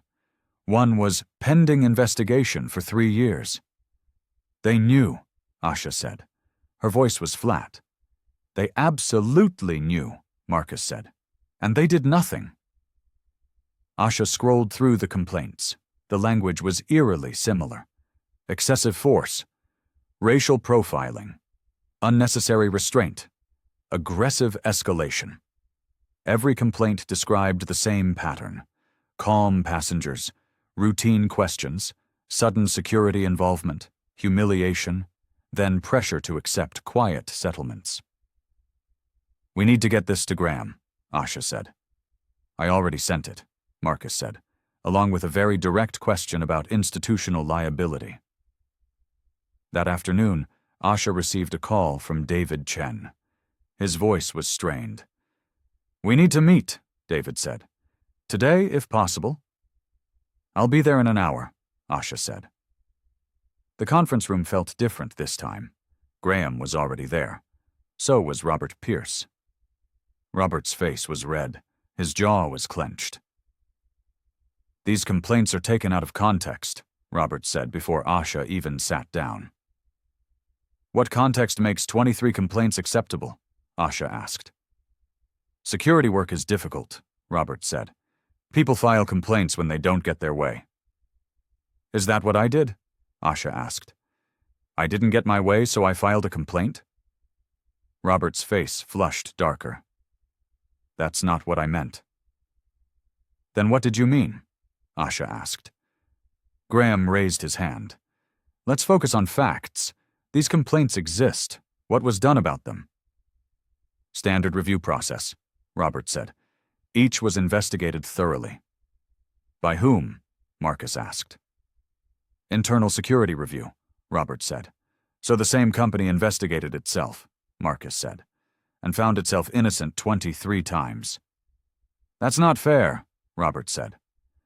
Neither is restoring a passenger for asking a question, Asha said. But here we are. Graham opened his own folder. His movements were controlled, but his hands shook slightly. I've reviewed these complaints personally, Graham said. I wasn't aware of this pattern until now. How is that possible? Asha asked. You're the CEO. The security contract is managed separately, Graham said, through operations. That's convenient, Marcus said. It's not an excuse, Graham said. His voice was sharp. It's an explanation. And it ends now. He turned to Robert. I want Dale Rourke suspended pending full investigation. I want every member of his team interviewed. I want protocols reviewed. And I want it done by independent auditors. Robert's face went pale. That will cost... I don't care what it costs, Graham said. This should have been done years ago. Robert left without another word. His exit felt like a retreat. Graham looked at Asha. His eyes were tired. I failed. As a CEO. As someone responsible for passenger safety. I failed? Yes, Asha said. You did. Graham flinched. But he didn't argue. What do you need from me? Accountability, Asha said. Real accountability. Not just for what happened to me. For all of this. The board won't like it, Graham said. The board benefited from a system that treated people like me as acceptable collateral, Asha said. Their comfort isn't my concern. Marisol Nguyen appeared in the doorway. She looked smaller than before. Her face was blotchy from crying. I need to say something, Marisol said. Everyone turned. Marisol stepped inside. Her hands twisted together. I followed the rules, Marisol said. Her voice was defensive. I flagged passengers the way I was trained. Who trained you? Asha asked. Security, Marisol said. They gave us profiles, behaviors to watch for. They said it was for safety. What behaviors? Marcus asked. Marisol's face crumpled. I was just trying to keep people safe. Safety without dignity is just control, Asha said. Her voice was quiet but firm. You kept people controlled, not safe. Marisol started crying. I didn't mean to hurt anyone. But you did, Asha said. And now you have to decide what matters more, your comfort or the truth. Marisol fled the room. Her sobs echoed in the hallway. Graham stood. He walked to the window. He stared at the runways below. This is bigger than one incident, he said. It always was, Asha said. I was just the one who refused to pretend otherwise. Graham turned. I'm calling a board meeting. We're suspending the Secured Solutions contract immediately.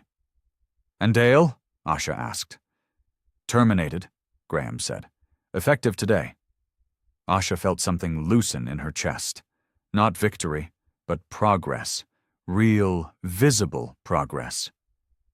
What about the public forum? Asha asked. The one I requested, at the gate. Graham's jaw tightened. That's not standard procedure. Neither was restraining me, Asha said. But you did it anyway. Graham was quiet for a long moment. Then he nodded. I'll schedule it, he said. But Asha, this is going to be hard, for everyone. Good, Asha said. Hard means honest. She left the building with Marcus. The sun was setting again. The sky was bruised purple and orange. You just changed how an entire airline operates, Marcus said. No, Asha said. I just refused to let them hide what they were already doing. That's the same thing, Marcus said. Asha wasn't sure, but she knew one thing. The pattern was exposed now. The truth was documented. And the people responsible could no longer claim ignorance. What happened next would determine if exposure became change, or just another layer of corporate performance. Graham called Asha 2 days before the scheduled forum. His voice was different, softer, more personal. "Can we meet?" he asked. "Just the two of us. No lawyers, no witnesses." "Why?" Asha asked. "Because I'm your father," Graham said, "and I need to talk to my daughter." They met at a quiet restaurant. Graham was already there when Asha arrived. He stood when she approached. His face looked older, more vulnerable. "Thank you for coming," Graham said. They sat. A waiter brought water. Graham didn't touch his. "The board is threatening to fire me," Graham said. Asha felt something twist in her chest. Not sympathy exactly, but something close. "Because of this?" "Because of the cost," Graham said. "Legal fees, contract termination, reputation damage, stock price impact." "You did the right thing," Asha said. "Doing the right thing might cost me everything," Graham said. They sat in silence. The restaurant hummed around them, other people's conversations, other people's problems.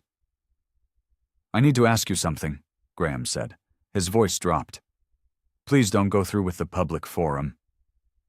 Asha's chest tightened. "What?" "We've made changes," Graham said.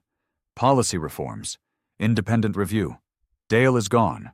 The contract is suspended. We're addressing everything you asked for."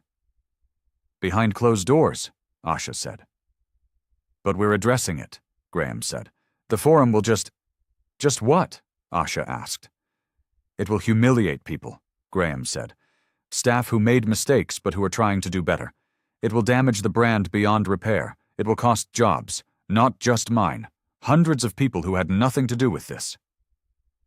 Asha felt anger rise in her throat.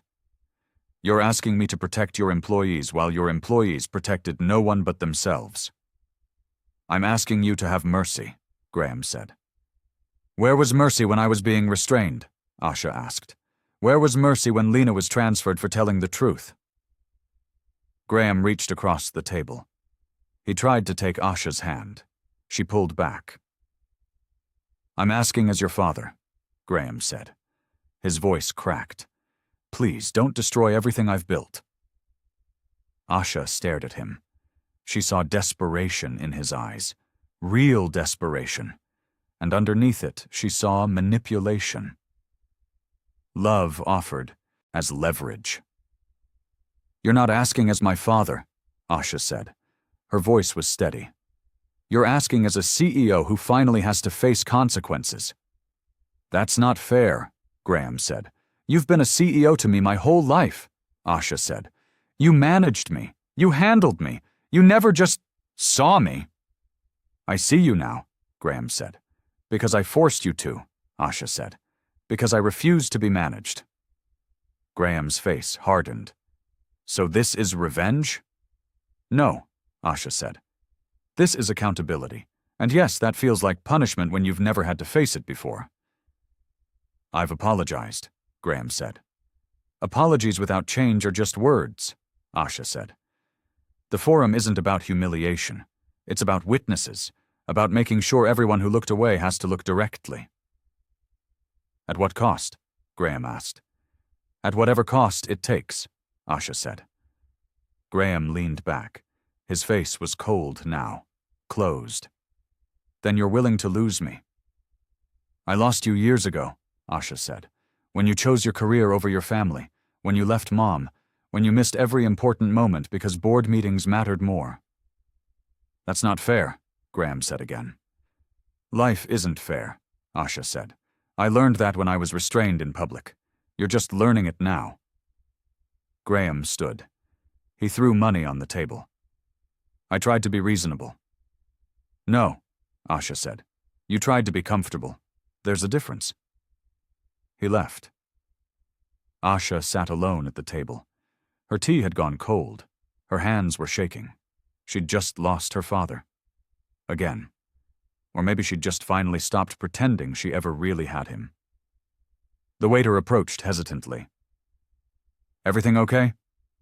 "No," Asha said. "But it will be." She left the restaurant. She walked to her car. She sat in the parking lot and let herself cry. Not for Graham, but for the little girl who'd always wanted her father to choose her first. And for the woman who'd finally accepted he never would. Her phone buzzed. A text from Lena. "They're trying to fire me, claiming performance issues. I need help." Asha wiped her eyes. She called Marcus. Then she called Lena. Then she called Reverend Briggs. She was done letting the people who stood with her suffer alone.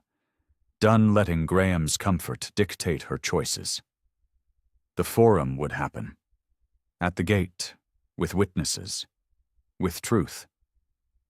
Even if it cost her the last fragile connection to the man who'd given her life, but never really given her himself.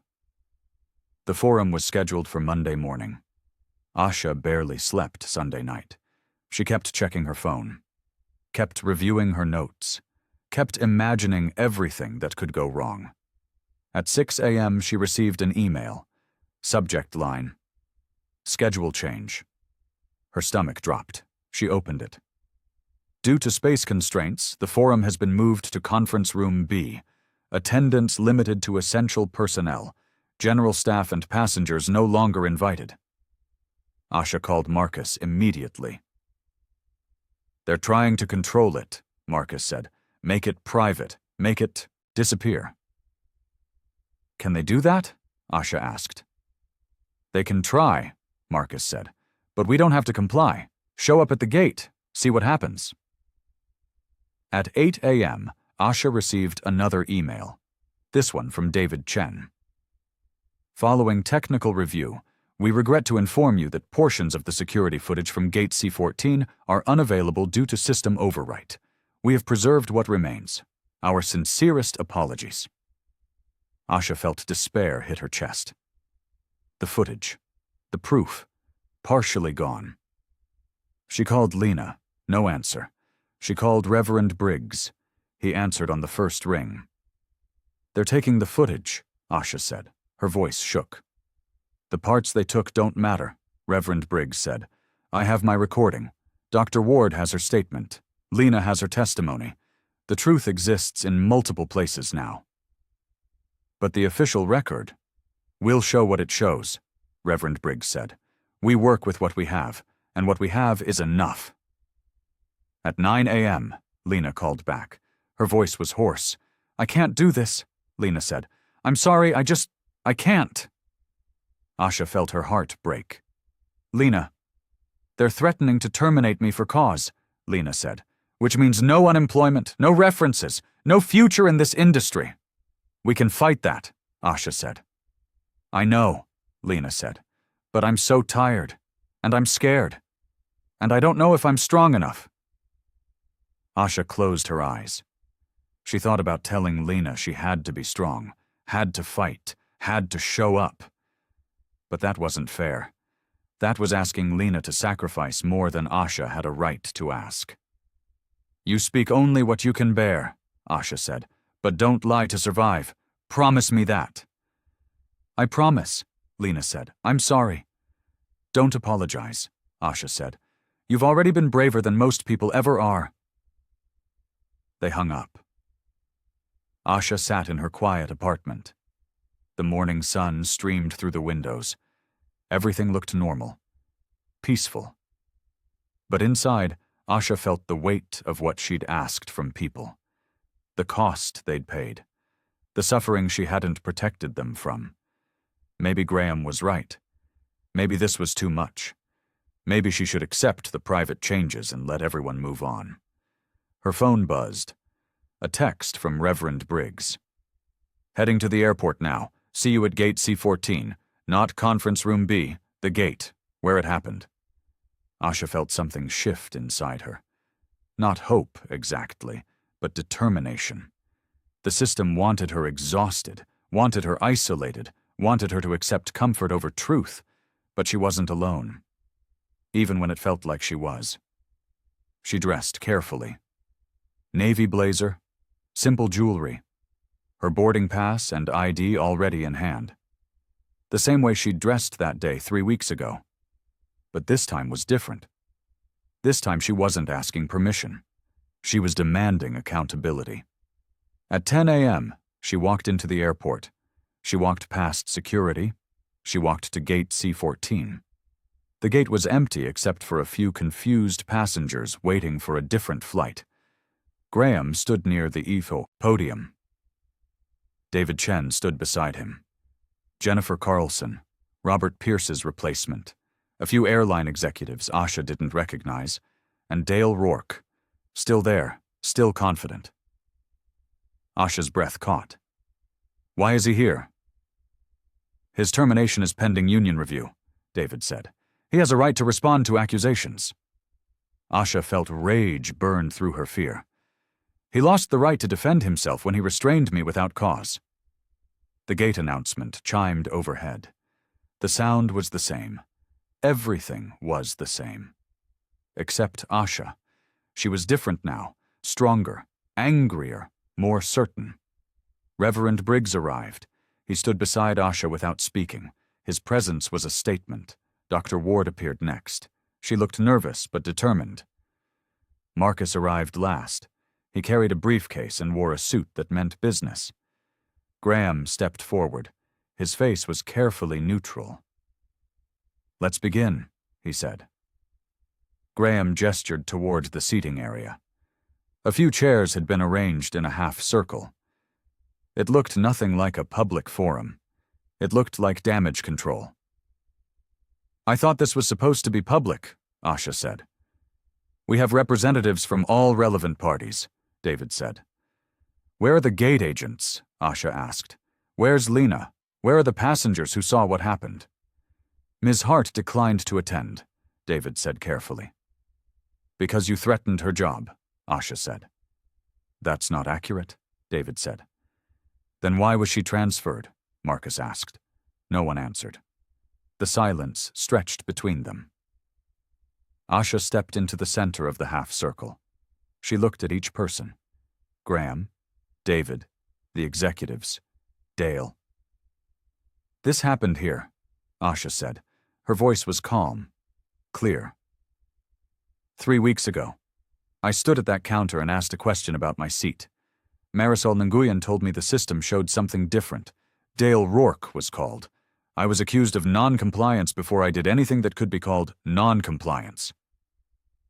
Dale shifted his weight. His face was hard. I was led to the jet bridge, Asha continued. She walked toward it. Everyone's eyes followed her. I was restrained here. The cuffs were too tight. I asked for them to be adjusted. Dale told me to stop resisting. I wasn't resisting. You were escalating the situation, Dale said. His voice was defensive. By asking questions? Asha asked. By refusing to comply, Dale said. With what? Asha asked. What exactly did you ask me to do that I refused? Dale's jaw clenched. You were being confrontational. Quote me, Asha said. Tell everyone exactly what I said that was confrontational. Dale looked at David. David looked at his tablet. No one spoke. You can't, Asha said. Because I wasn't confrontational. I was calm. I was respectful. I did everything right. And you still treated me like a threat. We have procedures, Dale said. Show me the procedure that says you restrain someone for asking questions, Asha said. Security decisions are made in the moment, Dale said, based on officer judgment. Your judgment was wrong, Asha said. That's your opinion, Dale said. It's also the opinion of every witness, Asha said. Dale's face flushed. One employee who has a grudge, one passenger who wasn't even close enough to hear, that's not evidence. You're right, Reverend Briggs said. He stepped forward. His voice was gentle but firm. Witness testimony can be imperfect. Asha's stomach dropped. Was he agreeing with Dale? Reverend Briggs pulled out his phone. That's why I recorded what happened. The air in the gate area changed instantly. Dale's confidence cracked. Graham's face went pale. David Chen sat forward in his chair. You did what? Dale asked. I recorded the interaction, Reverend Briggs said. From my seat. I couldn't see everything, but I could see enough. He connected his phone to a portable speaker he'd brought. Would you like to hear it? Graham's voice was tight. Reverend Briggs, I think we should, Dr. Ward said. She stood. Her hands shook, but her voice was steady. I think everyone should hear exactly what happened. Reverend Briggs pressed play. Asha's voice came through the speaker. Calm, measured. I'd like to speak to someone else. Kevin's voice. I am someone else. Then Dale's voice, loud, aggressive. Ma'am, I need you to step aside. Asha's voice again. Why? Dale. There's been a concern raised about your boarding eligibility. The recording continued. Every word Asha had spoken was calm. Every word Dale had spoken was escalating. When it ended, the gate area was silent. Dale's face was red. His hands were clenched into fists. That doesn't show everything, Dale said. It shows enough, Reverend Briggs said. Graham stood slowly. He looked at Dale. His expression was cold and certain. You lied, Graham said, in your incident report. You claimed Ms. Monroe was aggressive and non-compliant. The recording proves otherwise. Dale's mouth opened, then closed. He had no defense left. Dr. Ward stepped forward.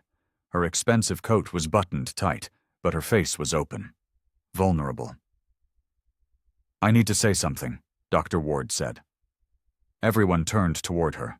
She looked at Asha. I'm ashamed I didn't speak up that day. I heard what you heard in that recording. I saw what you all just heard described.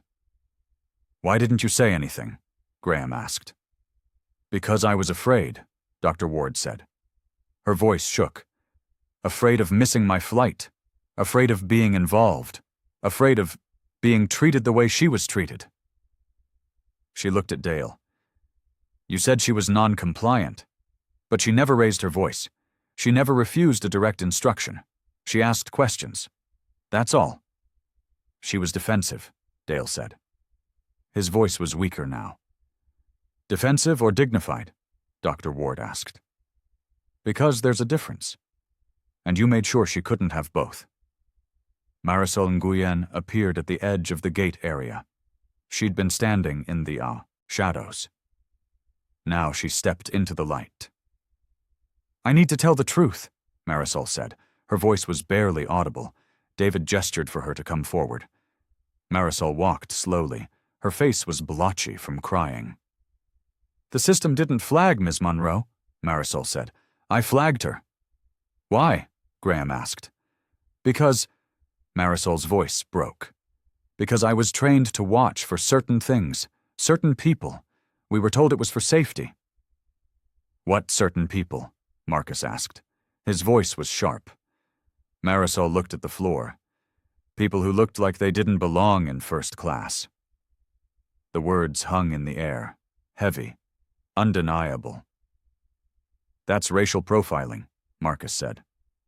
We never called it that, Marisol said. She was crying now. We called it enhanced observation. We were told it kept everyone safer. Who told you that? Graham asked. Security training, Marisol said. Dale's team conducted it. All eyes turned to Dale. His face had gone from red to pale.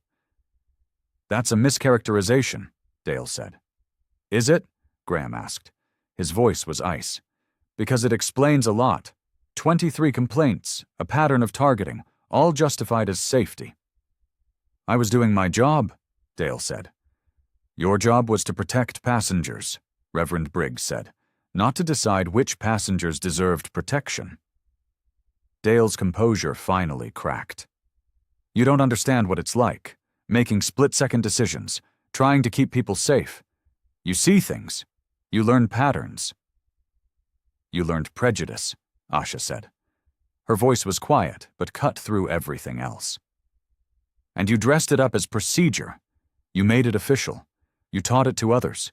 You created a system where someone asking a question about their seat becomes a threat requiring restraints. I never hurt anyone, Dale said. You hurt me, Asha said. You humiliated me. You treated me as less than human, in front of witnesses, on camera, and you would have gotten away with it if I had been willing to stay quiet. People lie, Dale said desperately. People claim discrimination when they just don't like being held accountable. Then what about the footage? Marcus asked. What about Reverend Briggs' recording? What about Dr. Ward's corroboration? What about Marisol's admission? Are they all lying? Dale said nothing. He had nowhere left to hide. Graham stepped forward. His face was composed, but his voice shook with controlled anger. You're terminated, Graham said. Effective immediately. No pending review, no union protection. Your actions violated every policy we have. And worse, they violated basic human decency. Dale's face went dark. You can't do this. I just did, Graham said. Dale looked around the circle, looking for an ally, finding none. His confidence had evaporated. What remained was anger and fear. This is a setup, Dale said. You're scapegoating me to protect the company. No, Graham said. I'm holding you accountable. Something I should have done years ago. Dale left. His exit was silent. The gate felt lighter without him in it. Graham turned to face everyone. His shoulders were tight. His face was lined with exhaustion. There's more that needs to be said, Graham said. Graham moved to the center of the circle. He looked directly at Asha. I knew there were complaints. I was briefed on patterns. I was told they were handled. But you didn't verify, Asha said. No, Graham said. I trusted the system I built, and that system failed, because I failed. An older woman from the airline's board stood. Her name tag read, Patricia Lawson, board member. Mr. Monroe, Patricia said, this isn't the appropriate venue for— This is exactly the appropriate venue, Graham said. His voice was firm. Because this is where it happened. This is where my daughter was humiliated, where staff looked away, where a system I oversee treated a person as acceptable collateral. He turned back to Asha. The airline benefited from that system. We kept costs low by using contractors. We avoided liability by calling incidents unsubstantiated. We prioritized efficiency over dignity, and I let it happen. What are you going to do about it? Asha asked. Immediate steps, Graham said. He pulled out a document. I'm suspending all contracted security effective today. We're bringing security in-house where accountability is direct. He looked at Marisol. Enhanced observation training is canceled. All gate agents will undergo anti-bias training developed by external experts, not consultants who tell us what we want to hear. He looked at David. We're creating an independent complaint review board, with community representation, with real authority, with transparent reporting. He looked at the board member. And I'm implementing protections for employee witnesses. No transfers, no reassignments, no retaliation. Anyone who speaks truth will be protected, not punished. Patricia's face was tight. The cost is irrelevant, Graham said. We can afford to do the right thing. We just chose not to. That ends now. Marcus stood. What about the footage that was accidentally overwritten? Graham's jaw clenched. I've launched an internal investigation. If that deletion was intentional, those responsible will be terminated, and I'm implementing tamper-proof preservation protocols for all security footage. What about Lena Hart? Asha asked. Ms. Hart's transfer is canceled, Graham said. She'll be offered her original position, with back pay for any shifts lost, and a formal apology. From you personally, Asha said. It wasn't a question. From me personally, Graham agreed. Reverend Briggs spoke. These are words. How do we know they'll become actions? You'll hold us accountable, Graham said. Publicly, I'm committing to quarterly transparency reports, complaint statistics, training completion rates, policy implementation, all public. He looked at Asha again. I can't undo what happened to you. I can't give you back your dignity. You took that back yourself, by refusing to let us bury the truth. Asha felt tears burn her eyes. She blinked them back. This isn't about me anymore. It never was, Graham said. It was about a system. You just forced us to see it. Patricia stood again. Mr. Monroe, the board will need to discuss. The board can accept these changes or find a new CEO, Graham said. His voice was hard. But I will not continue to lead a company that treats people this way. Not for profit. Not for shareholders. Not for anyone. The gate area was silent. Passengers from another flight had gathered at the edges. Curious, uncomfortable, witnesses to something they didn't fully understand but could feel the weight of. Dr. Ward spoke. I want to help, with the review board, if you'll have me. We need people who understand what it costs to look away, Graham said, and what it takes to look directly. You're welcome. Marisol raised her hand hesitantly. What about me? Graham looked at her. His expression was stern but not cruel. You participated in harm, but you also told the truth when it mattered. That counts for something. What do I do now? Marisol asked. You do better, Asha said. You learn, you change. You make sure no one else uses your procedures to justify prejudice. Marisol nodded. Tears streamed down her face. I'm sorry, I'm so sorry. Sorry isn't enough, Asha said, but it's a start. Graham turned to face the small crowd that had gathered. To everyone here, to all our staff, to our passengers, we failed. I failed, and I'm committing to do better, not perfectly, but honestly. He looked at Asha one last time. What else do you need from me? Asha thought about the question, about everything she'd wanted, everything she'd fought for. I need you to remember this moment, Asha said. When the cameras are gone, when the pressure fades, when it would be easier to go back to the old way, remember what it costs. Remember who pays. Remember that dignity isn't a courtesy, it's a right. I will, Graham said. Asha believed him, not because she trusted him, but because the truth was documented now, because witnesses had spoken, because the system could no longer pretend ignorance. Change wasn't certain, but it was possible. And that was enough. 6 weeks later, Asha stood at Gate C-14 again. She had a flight to catch, a work conference in Seattle, her life continuing as lives do. The gate looked the same. Same chairs, same counter, same jet bridge where she'd been restrained. But something felt different. She felt different. Lena Hart stood at the counter. She wore her uniform with her shoulders straighter than before. When she saw Asha, she smiled. A real smile. Ms. Monroe, Lena said. Good to see you. Asha said. Please. Asha, Lena repeated. She processed Asha's boarding pass. Everything looks perfect. You're in Group 2. The words were simple, but they carried weight. No flags, no questions, no suspicion. How are you? Asha asked. Getting there, Lena said. The new training is hard. They make us examine our own biases. It's uncomfortable. Good, Asha said. Comfort is how bad systems survive. I know, Lena said. I learned that from you. Marisol approached from a back office.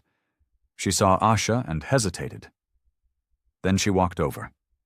Her face was uncertain. I wanted to thank you, Marisol said, for not destroying me. You could have. I didn't want to destroy anyone, Asha said. I wanted to stop the destruction that was already happening. I'm in the training program too, Marisol said. Learning what I should have known all along. Keep learning, Asha said, and teach others. Marisol nodded. She returned to her work with something that looked almost like peace. Graham appeared near the jet bridge. He wasn't supposed to be there. CEOs didn't typically hang around gates. But there he was. Asha, Graham said, I hoped I'd catch you. Checking up on me? Asha asked. Making sure we're doing this right, Graham said. The changes, the training, the accountability. They walked toward the windows. The runway stretched beyond. Planes taking off and landing. The rhythm of travel continuing. The board almost fired me, Graham said. 3 times. But they didn't, Asha said. Because the transparency reports showed progress, Graham said. Because complaints are down. Because staff retention is up. Because treating people with dignity turns out to be good business. It shouldn't take good business to treat people with dignity, Asha said. No, Graham agreed. It shouldn't. But I'll take whatever motivation creates change. They stood together in silence. Not comfortable exactly, but honest. I'm sorry, Graham said. Not as a CEO this time, as your father, for not seeing you, for managing instead of listening, for being afraid of who you were becoming instead of proud. Who was I becoming? Asha asked. Someone braver than me, Graham said.